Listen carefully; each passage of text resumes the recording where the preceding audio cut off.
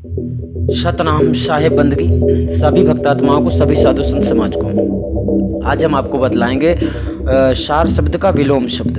अर्थात विलोम शब्द आप लोग अच्छी तरह से जानते हैं कि किसी भी चीज़ का उल्टा, यानी जहाँ हाँ है उसी जगह में विलोम शब्द को ना बोला जाता है, अर्थात नहीं है। कहने का तात्पर्य एक जहाँ सत्य है वहाँ असत्य नहीं है, और जहाँ असत्य है वहाँ सत्य नहीं है। यहाँ बात इस प्रकार की आ रही है। तो सार शब्द का विलोम शब्द यहाँ पर आपको समझाया जा रहा है। एक तरफ है सत्य और एक तरफ है असत्य, यानी सत्य और एक तरफ असत्य। ठीक है, यानी सत्य का विलोम शब्द असत्य है। अब यहाँ पर साहब ने कहा है सार शब्द, साहब ने कहा है सार सार को कही रखे थोथा दे उड़ाए। तो साहब का सार शब्द है और दुनिया वालों का आसार शब्द है। ठीक है, आसार शब्द क्या है? सार का विलोम शब्द आसार है। ठीक है, सार शब्द का पूरा इसमें सार शब्द समझिए। तो सार शब्द का मतलब होता है सत्य शब्द, सच्चा शब्द। ठीक है, तो एक तरफ हो जाता है सत्य। कहने का तात्पर्य है कि लिखने में जो सार शब्द जैसे आता है उसी में लिखने में आता है आसार शब्द, यानी जो शब्द आपको प्राप्त होता है अगर वो सत्य नहीं है साहिब के बताए अनुसार तो उसी के बगल से चलता है आसार शब्द। कहने का तात्पर्य है आपको आसार शब्द, ऐसा शब्द आपको प्राप्त हुआ गुरु से जिसका कोई मतलब नहीं है, और अगर आपको सच्चा शब्द प्राप्त होता है तो उसको कहते हैं सार शब्द। ठीक है, यहीं पर चलते हैं सार सतनाम। ठीक है ना, यानी सतनाम जो है, सतनाम जिसके बारे में साहिब ने कहा है अगर तुमको सच्चा मिलता है तो यहाँ सार सतनाम माना जाएगा। लेकिन वही सतनाम अगर आपको पढ़ने लिखने वाला दे दिया गया है तो उसी को असार सतनाम माना जाता है, अर्थात किसी मतलब का नहीं है।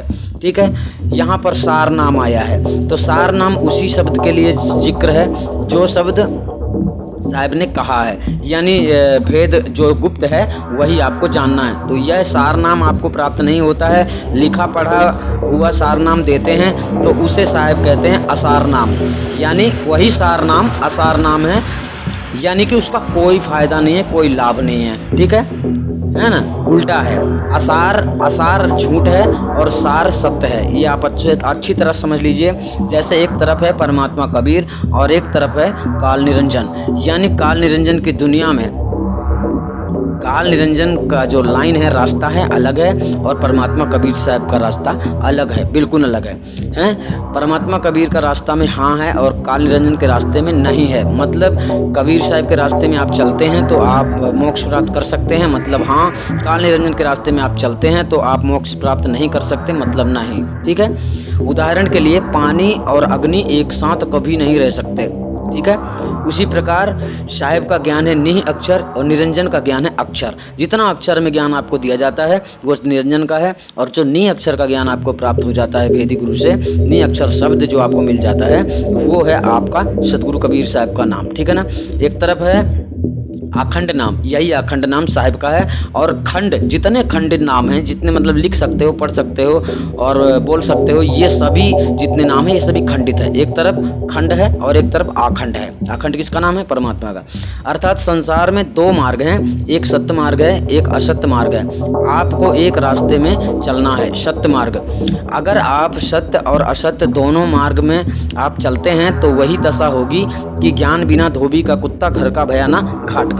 अर्थात दो रास्ते अलग हैं, दोनों की मंजिल भी अलग अलग है। दो रास्ते में आप कभी चल नहीं सकते, क्योंकि किसी भी मंजिल तक पहुंचने के लिए एक ही रास्ता होता है। ठीक है ना, आप दो रास्ते में कभी नहीं चल सकते। भले ही आपके बगल से दो रास्ता है, आपके बगल से एक रास्ता है, आप जिसमें चल रहे हैं वो एक रास्ता है, तो एक रास्ता आने का होता है, एक रास्ता जाने का होता है। और इस संसार में दो रास्ते इस तरह से बने हैं, एक सत्य एक असत्य, एक अच्छा एक बुरा, एक सुख एक दुख, है ना। तो परमात्मा के रास्ते में चलने पे थोड़ा दुख अवश्य होता है, लेकिन ये संसार का जीवन का दुख आखिरी दुख होता है। इसके बाद कभी दुख नहीं होता है। परमात्मा से जब मिलन हो जाता है, परमात्मा की प्राप्ति हो जाती है, जब मोक्ष मिल जाता है तो फिर यह दुख हमेशा के लिए समाप्त हो जाता है। लेकिन इसी संसार में, इसी संसार के सुख में जब लोग दौड़ते हैं तो ये इस संसार में सुख प्राप्त, इस संसार में भी सुख प्राप्त नहीं कर पाते, यानी सुख तो होता है, दुख भी होता रहता है, और फिर मरने के बाद में हमेशा दुख के सागर में डूब जाते हैं।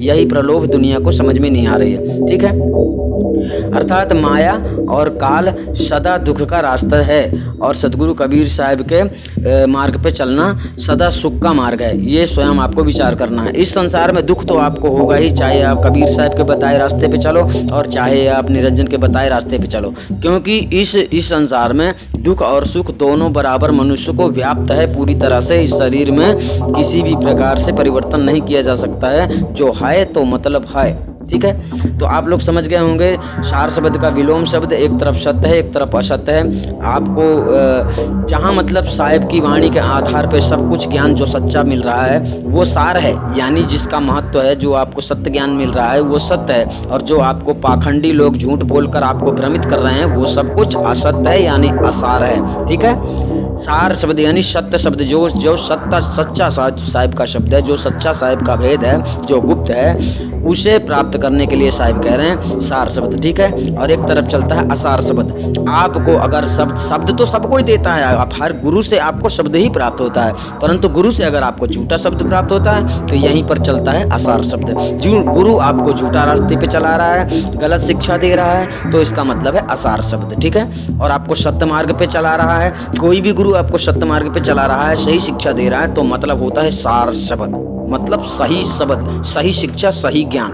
ठीक है, तो आप लोग समझ गए होंगे सार शब्द का विलोम शब्द यहाँ पर समझाया गया है। सतनाम साहिब बंदगी।